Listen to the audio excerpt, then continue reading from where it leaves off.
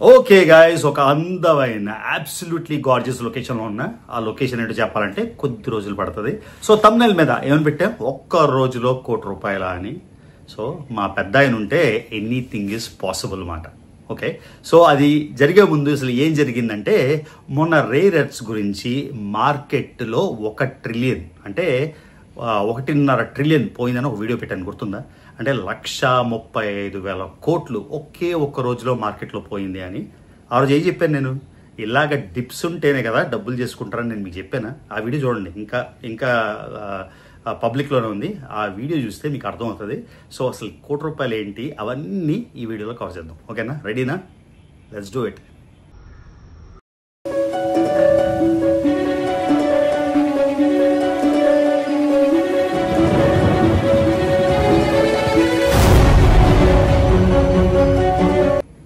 Okay guys, ₹1,00,00,000 ఆదాయం magic చెప్పే ముందు జస్ట్ ఈ బ్యూటిఫుల్ రిసార్ట్ లో కూర్చొని రిలాక్స్ అవుతుంటే వైజాగ్ ఇన్సైట్, ఆయన పేరు కూడా రవి, ఇన్స్టాగ్రామ్ పోస్ట్ కనిపించింది.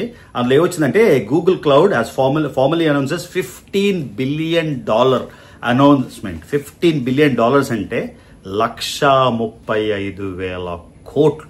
ఓకే, ఇందాక నేను చెప్పింది 1.5 ట్రిలియన్ అంటే 135,000 కోట్ల రూపాయలు. అక్కడ స్పీడ్లోని 135,000 కోట్లు అని చెప్పినట్టున్నా, 135,000 కోట్లు.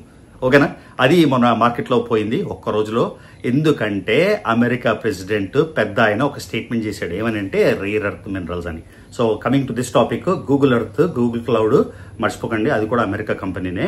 సో ఒకవేళ అంటే చాలా మంది నా కామెంట్లు చూస్తుంటే చాలా హేట్రెడ్ ఉంది అమెరికా మీద, అమెరికా ప్రెసిడెంట్ మీద, ఎందుకో నాకు తెలియదు.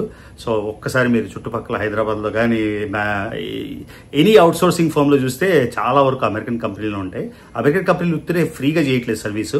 వాళ్ళకి ఇండియాతో అడ్వాంటేజ్, ఇండియాకి అమెరికాతో అడ్వాంటేజ్, ఇద్దరికి. దాన్ని సింబయోటిక్ రిలేషన్షిప్ అంటారన్నమాట. ఓన్లీ అమెరికా ఏదో చేసేస్తుంది, ఇండియాకి అడ్వాంటేజ్ అని నేను అనట్లే, ఇద్దరికి. కాబట్టి అమెరికా ప్రెసిడెంట్ మీద కొంచెం హేట్ తగ్గించుకుంటే బెటర్ అని. సో $15 బిలియన్ వైజాగ్ లో ఇన్వెస్ట్మెంట్. ఇందులో ఏం రాశారంటే, so infrastructure, sea cables, Google cloud facilities, Google consumer services, outside of America biggest Google warehouse అంట, Google storehouse, the largest outside the US data storage. So ఇంత పెద్ద project Google నుంచి వస్తుంది.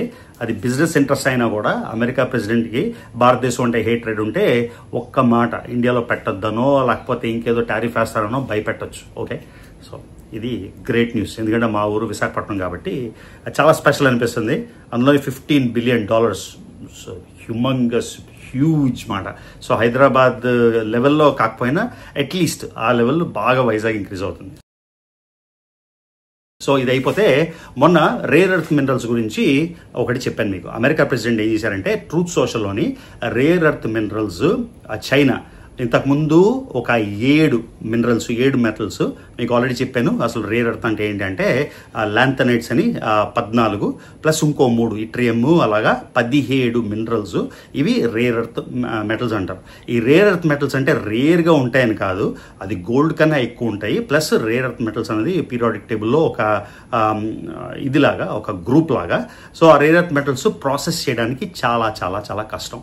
So China దగ్గర మొత్తం 110 million metric tons ప్రపంచంలో ఉంటే, China దగ్గర కేవలం ఓన్లీ చైనా దగ్గర 110లో 44 మిలియన్ మెట్రిక్ టన్స్ చైనా దగ్గర ఉన్నాయి. ఓకే, సో చైనా దగ్గర అప్రాక్సిమేట్గా 40% ఉంది. 40% ఉన్నా కూడా ప్రాసెసింగ్, ఇది ప్రాసెస్ చేయడానికి అమెరికాలో కూడా 1.9 మిలియన్ మెట్రిక్ టన్స్ ఉన్నాయి. కానీ మినిమంగా దీన్ని ప్రాసెస్ చేసే ఫెసిలిటీస్ రావడానికి 20-25 ఏళ్ళు పడుతుంది. అంతేకాకుండా మీకు ఆ వీడియో చెప్పినట్టు పర్యావరణం మీద చాలా ఎఫెక్ట్ ఉంటుంది కాబట్టి చాలా దేశాలు చేయవు. ఇండియా దగ్గర 3rd largest reserves 6.9 million metric tons అయితే ఇండియా దగ్గర కూడా ఉన్నాయి. కాకపోతే ఇండియా ప్రొడ్యూస్ చేసేది కేవలం 2,000 మెట్రిక్ టన్నులు. ఎందుకంటే ప్రాసెసింగ్కి చాలా కాస్ట్ అవుతుంది, ప్రాసెసింగ్కి చాలా ఫెసిలిటీస్ కావాలి. అంతేకాకుండా ప్రాసెసింగ్ వల్ల పర్యావరణం నాశనం అయిపోతుంది కాబట్టి చేయట్లేదు. సో చైనా ఏం చేసిందంటే, 7 మెటల్స్ ఆల్రెడీ రిస్ట్రిక్టెడ్ లిస్ట్లో ఉన్నాయి, దానికి ఇంకో 5 యాడ్ చేసింది.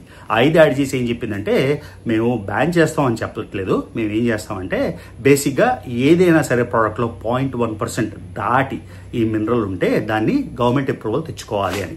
దానికి పెద్ద ఆయన చాలా ఫెరోషియస్గా రియాక్ట్ అయిపోయి ట్రంప్ ట్రూత్ సోషల్లోని ఒక ఇది పెట్టాడు. ఏమనంటే, దిస్ ఈజ్ రియలీ బ్యాడ్, అది ఇది అని చెప్పి మేము కూడా 100% టారిఫ్లు వేస్తాము ఇంపోర్ట్స్ మీద అని.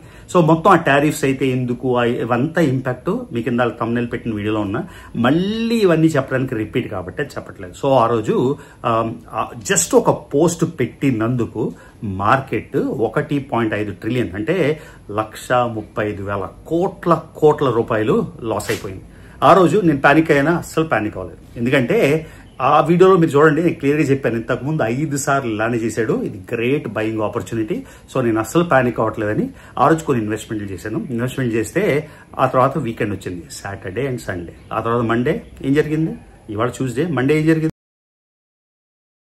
సో అలా పడిపోయిన తర్వాత ఆయన అమెరికా ప్రెసిడెంట్ ఇంకో స్టేట్మెంట్ ట్విట్టర్లో పెట్టాడు. ఏమనంటే చైనాతోని నాకు బాగా రిలేషన్షిప్ ఉంది. ఒక్క స్టేట్మెంట్ చెప్తేనే మార్కెట్ అత్తలాకోతలం కుదేలెత్తేసింది. అలాంటిది ఒకటే స్టేట్మెంట్ తోని మొత్తం ఆ రోజు ఫ్రైడే ఎంత పోయిందో అంతా రాలేదు, కానీ ఆల్మోస్ట్ 60 to 70% అయితే రికవర్ అయింది. Plus it depends on the stocks. So నేను ఇన్వెస్ట్ చేసిన స్టాక్స్ లోని ఆల్మోస్ట్ 80% రికవర్ అయింది అనమాట. మీకు అర్థమైందా? ఒకే ఒక పోస్ట్ లో ఏం చెప్పారంటే చైనాకి నాకు అంతా బాగానే ఉంది, చైనా ప్రెసిడెంట్ కి నాకు గుడ్ రిలేషన్షిప్ ఉంది, కాబట్టి మేమిద్దరం కలిసి వర్క్ చేస్తాము, ఒకళ్ళని వదిలి ఒకళ్ళు ఉండలేము, ఒకళ్ళు సపోర్ట్ చేసుకోవాలి అని. సో ఆ వీడియోకి అయితే కామెంట్లు చూడాలి ఒక్కొక్కళ్ళు, అమెరికా అయిపోయింది, అమెరికా నాశనం అయిపోయింది, అమెరికా అయిపోయింది, అమెరికా అడుగుతుంటుంది. చెప్పేవాళ్ళుంటే వినేవాళ్ళు ఏవైనా రాస్తారు. మీకు నచ్చినా నచ్చకపోయినా అమెరికా స్టిల్ నెంబర్ 1. 100 ఏళ్ళుగా జరుగుతుంది, ఇంకా ఎన్ని నాళ్ళుగా జరుగుతుందో తెలియదు. సో ఇవన్నీ గాల్లో మేడల్ అనమాట. వేరే కరెన్సీ వచ్చేస్తుంది. యూరో నాకు 10 years నుంచి చెప్తున్నారు, అప్పటి నుంచి యూరో ఏమో రీప్లేస్ అయిపోతుంది, ఇంకా అమెరికా డాలర్ అవ్వదు అని. ఆ తర్వాత గోల్డ్ రీప్లేస్ అయిపోతుంది, గోల్డ్ అయిపోతుంది మెయిన్ ఇదని. ఇంకా అమెరికా డాలర్ నడుస్తుంది కదా. సో వేరే కరెన్సీ వచ్చినప్పుడు బ్రిక్స్ కరెన్సీయో, ఇంకేదో కరెన్సీయో, ఇంకేదో ఆల్టర్నేటివో, రష్యన్ రూబులో, చైనా ఆర్ఎంబీనో, ఇండియన్ రూపీనో, లేకపోతే బ్రెజిల్ రియైసో ఏదో వచ్చిన దాకా కూడా ప్రస్తుతానికైతే అమెరికానే. సో అమెరికానే మొత్తం మీరు గ్లోబల్ ట్రేడ్లోని 70 to 80% ట్రేడ్ అంతా జరిగేది కూడా అమెరికన్ డాలర్స్. సో ఎవరైతే ఆవేశపడిపోతున్నారో అమెరికా నాశనం అయిపోతుంది, అవుతుందేమో. ఈ పెద్ద పెద్ద రాజ్యాలే నాశనం అయిపోయాయి, పెద్ద పెద్ద సామ్రాజ్యాలే నాశనం అయిపోయాయి. సో ప్రతిదీ పైకి వెళ్ళిన ప్రతిదీ కిందకి రావాలి. కాకపోతే అది రేపా అంటే డెఫినెట్గా కాదు. సో ఇప్పుడే గూగుల్ చెప్పాను కదా, అలానే ఒక్కసారి టోటల్ సర్వీస్ ఇండస్ట్రీ ఎంత మీకు లాస్ట్ వీడియో చెప్పాను, $2.2 trillion సర్వీస్ ఇండస్ట్రీ వల్ల 4+ ట్రిలియన్ జీడిపిలో. సో అవన్నీ ఎక్కడి నుంచి వస్తాయి అవన్నీ చూసి చాలా ఇంపార్టెన్స్, ఎవరిని హేట్ చేయకుండా అన్ని చూసుకోండి, ఓకేనా. సో ఈ ఒక్క మళ్ళీ ట్వీట్తోని ఇద్దరు కలిసి కొరియాలో ఏషియన్ సమ్మిట్లోని తొందరలోని జాయిన్ అవ్వబోతున్నారు. సో ఇది అయితే అంత బాగా ఒక్క రోజులో రికవర్ అయింది. ఇంకా మార్కెట్ అయితే ఓపెన్ అవ్వలేదు. ఇవాళ ఏం జరుగుతుందో తెలియదు. కాకపోతే ఎప్పుడైనా సరే ఫ్లాట్గా ఉంటే మనం డబ్బులు చేసుకోవాలి. డిప్స్ ఉంటేనే కదా, అప్స్ అండ్ డౌన్స్ ఉంటేనే కదా. కింద వెళ్ళినప్పుడు ఎప్పుడో ఒక కరెక్ట్గా లోయెస్ట్ పాయింట్లో కొనుక్కోలేం, హైయెస్ట్ పాయింట్లో అమ్మలేం. ఆ లోయెస్ట్ పాయింట్లో ఒక దగ్గర మనం అయితే ట్రేడ్ చేయగలం, ఓకేనా. సో అందుకని ఈ సింపుల్ వీడియో అయితే చేస్తున్నా, తర్వాత కంటిన్యూ చేద్దాం. పూర్తిగా మార్కెట్ హైప్లోకి వెళ్ళిపోయింది. సో మనం ఒక్క రోజులో ₹1,00,00,000 దాటి ఆదాయం అయితే వచ్చింది. యూజువల్గా నేను చెప్పను, అందరూ అడుగుతారు, నువ్వు జాబ్ చేయట్లేదు, సెమీ రిటైర్డ్లా తిరుగుతున్నావు, రోజుకు ఒక దేశంలో ఉంటావు, ఎప్పుడు దేశంలో ఉంటావు, నీకు డబ్బులు ఎక్కడి నుంచి వస్తున్నాయంటే చెప్పే కదా ఇంతకుముందు చేస్తాను. నేను ఎలా చేస్తాను ట్రేడింగ్, ఏం చేస్తాను, ఏం ఆప్షన్స్ చేస్తాను, ఇవన్నీ డీటెయిల్స్ చెప్పను. ఎందుకంటే డబ్బులు ఎంత ఎక్కువ వస్తాయో అంతే తొందరగా డబ్బులు పోతాయి. సో మీ డబ్బులు పోవడం నాకు ఇంట్రెస్ట్ లేదు కాబట్టి నేను అవన్నీ నేను చెప్పను, షేర్ చేయను, ఓకే. నాకేదో నష్టం వచ్చేస్తుంది, మీకు డబ్బులు వస్తాయని కాదు. ఎందుకంటే నాకు తెలిసిన ఎక్స్పీరియన్స్ బట్టి స్టాక్ మార్కెట్లో పోయేవాళ్ళు 90%, వచ్చేవాళ్ళు 10%. లక్కీగా మనం ఆ వచ్చేలో ఆ 10%లో ఇంకా ఒక శాతంలో ఉన్నాం కాబట్టి అది మెయింటైన్ చేస్తున్నాం సంవత్సరాలుగా. సో ఒక్క రోజులో ₹1,00,00,000 దాటి ఆదాయం.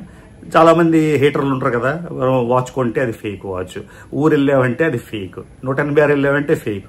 మన వాళ్ళంతా నెగిటివిటీతో స్టెమ్ అయిపోయి ఎలా అగుపుతారో తెలియదు. ఒక స్క్రీన్ షాట్ అయితే పెడతాం. ఓన్లీ నిన్న ట్రేడ్ అయింది PL బై డే. ఇది మీకు చెప్పుకోవాలా అవసరమా? అస్సలు అవసరం లేదు. కాకపోతే మంచి మూడ్లో ఉన్నా సరే ఒక షేర్ చేసుకుందాం.